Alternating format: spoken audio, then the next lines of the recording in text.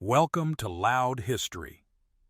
Today we delve into the tragic tale of Katherine Howard, the fifth wife of King Henry VIII of England. In the tumultuous world of Tudor England, where power was both a prize and a peril, her life unfolds as a brief yet haunting tragedy. Born around 1523, though the exact date remains uncertain due to limited records.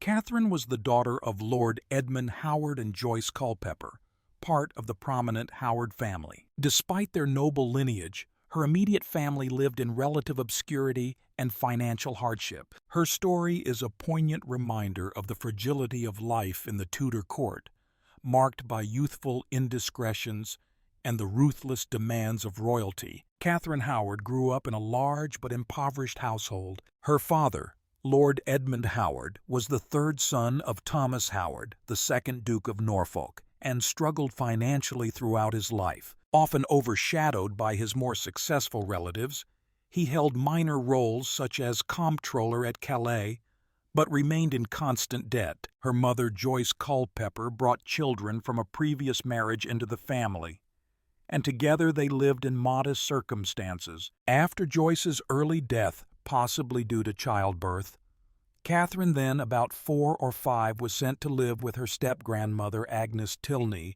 the Dowager Duchess of Norfolk, at Lambeth. The Lambeth estate was a bustling household filled with young nobles, but supervision was lax under the aging Duchess. Katherine received a basic education, mastering reading and writing minimally, but excelling in music, dance, and conversation skills that would later serve her at court. During her teenage years, she became entangled in relationships that would shape her fate. At around 13 or 14, she caught the attention of Henry Mannix, her music teacher, though their brief liaison ended due to social differences. Later, she formed a deeper bond with Francis Derham, a secretary in the household with whom she may have exchanged promises of marriage and shared intimacy. These early experiences, innocent to her at the time, would later become perilous liabilities. In 1539, Katherine arrived at the royal court under the guidance of her uncle Thomas Howard, the third Duke of Norfolk,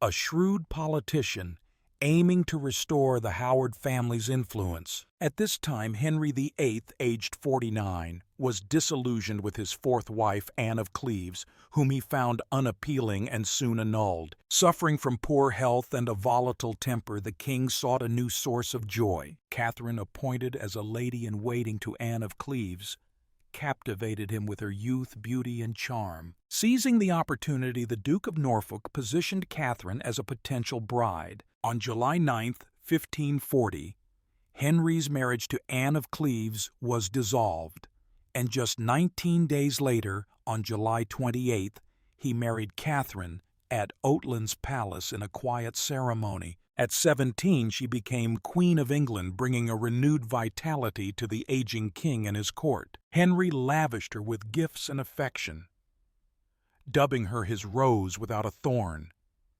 a symbol of purity. Yet beneath this idyllic surface, her past lingered as a hidden threat, and the court's watchful eyes awaited any misstep. Katherine's queenship lasted little more than a year before her past unraveled her future. In 1541, during a royal progress through northern England, rumors of her earlier relationships surfaced. John Lascelles, a courtier, informed Archbishop Thomas Cranmer of Katherine's history at Lambeth.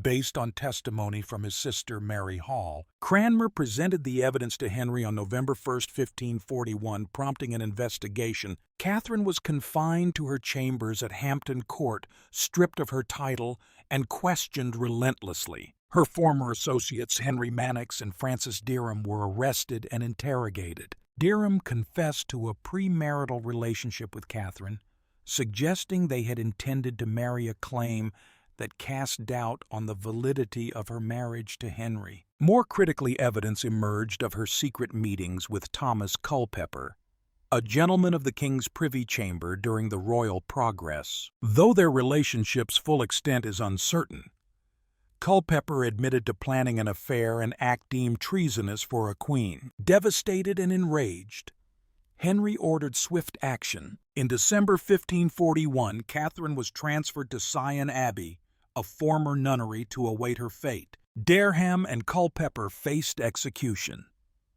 Dereham endured a gruesome death by hanging, drawing, and quartering, while Culpeper was beheaded. On January 21, 1542, an Act of Attainder declared Catherine guilty of treason without a formal trial. She was then moved to the Tower of London, where on February 13, 1542, she was executed on Tower Green. Reports suggest she rehearsed placing her head on the block facing her end with a quiet dignity that belied her youth. Katherine Howard's brief life remains a compelling chapter in Tudor history. Unlike her cousin Anne Boleyn, she was not a calculated schemer, but a young woman caught in a web of circumstance and unforgiving expectations. Her downfall stemmed not from malice, but from the innocence of youth and a society that prized a queen's chastity above all. Her execution underscores the brutal realities of Henry VIII's court,